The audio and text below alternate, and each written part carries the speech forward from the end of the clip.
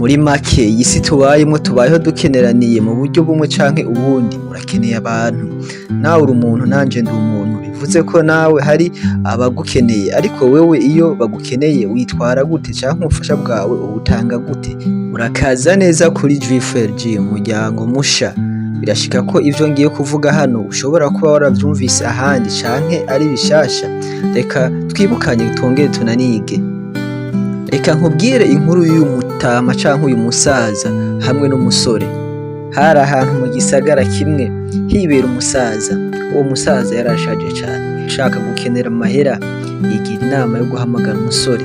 Aramuhamagara aramubwira ati: "Mwana wanje canke umwuzukuru wanje, ndakeneye amafaranga, ariko ayo mafaranga simbona aho ari buve, ariko ndafise iradiyo."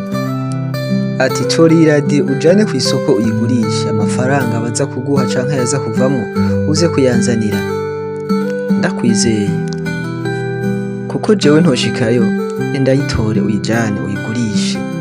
Wa musore afata ya radiyo aragenda, ashitse kw'isoko ntiyatevye kuronka uwuyimugurira. Ayigurisha amafaranga 25,000. Ari mu nzira ariko arataha aribwira ati: "Aha urya mutama nomubwira ko bayiguze 20,000 hanyuma nkabika 5 ntivyogenda neza, ndazi araza kunyongera ibindi 5 bice bicika 10." Wa musore agira ashike ku rugo rwa wa mutama akuramwo ya mahera mu mufuko, akuramwo 5 abishira mu wundi mufuko, hama arinjira kwa wa mutama aramubwira ati: "Mutama, akira amafaranga, iradiyo bayiguze 20,000." Hanyuma wa mutama akoramwo bimwe 5 nkuko wa musore yavyibajije, aramuhereza aramubwira ati: "Wakoze." Ati: "Tora nawe aho wagamburutse." Nuko wa musore atarasohoka, umutama aramubwira ati: "Reka ndaguhezagire mwana wanje."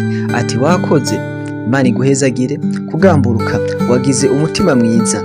Ati: "Uwo mutima ufise uzuwuhorane, ndetse n'abazogukomokako bose bazogumana uwo mutima, bazogira uwo mutima nk'uwo papa wabo." Ati: "Ikindi naco mwana wanje, kandi ibyo nkoreye uzobigirira abandi, kandi n'abawe baze babibakorere incuro 1000." Ati: "Imana ize gusubirize mu nkoko ivyo unkoreye." Ati: "Imana irabe umutima wawe, yongere ikorere nk'ivyo unkoreye mwana wanje." Ati: "Niwigira amahoro, wakoze." Uwo mutama yavuze atazi yuko uwo musore yamuhaye amahera adakwiye. Hama umusore nawe ariyumye aravuga ati: "Niko bisanzwe, niko twama tubikora, niko bimeze." Arisohokera arigira. Hanyuma wa musore atambutse kabiri, yikora mu mufuko asanga telefone yiwe ntayo afise. Atangura kwiyumvira aho yoba yaciye, uko biba vyagenze. Aca yibuka ya majambo y'umusaza, ariko telefone yiwe yari yakorotse mu gihe yariko akuramwo vya 5 ashira mu wundi mufuko. Avyibutse ingene vyagenze, asubira inyuma kwa wa mutama arira asaba ikigongo, avuga ngo: "Ndagusavye umbabarire, umuhezagiro wampaye wambereye umuvumo."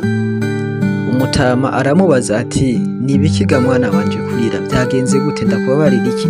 Nuko wa musore yicara yiganira umutama ingene vyagenze. Umutama nawe aramubwira ngo: "Genda, jewe naje kuhezagira, nakubabariye." Ati: "Imana yonyene niyo ifise urubanza, ati nayo jewe vyarangiye." Isomo: hari imihezagiro baguha utayikwiriye, uzi neza ikiri ku mutima wawe canke uzi ico wakoze. Akenshi iyo mihezagiro izokubera imivumo. Ba umwizigirwa, kuko mu guhemukira abandi nawe ntuzobura ico utakaza kandi c'agaciro. Niko isi imeze, niko isi yubatse. Nimba ushikanye iyi nkuru kw'iherezo ryayo canke uyishikanye ngaha, uri umuntu w'agaciro. Mwakoze kubana nanje mu kiganiro. Nimba wumvise hari ico bigufashije, kora j'aime, subscribe na share kugira ngo tubandanye tubana mu muryango mushasha wa Juif LG. Jewe mwumva ni Roy Juif. Ciao.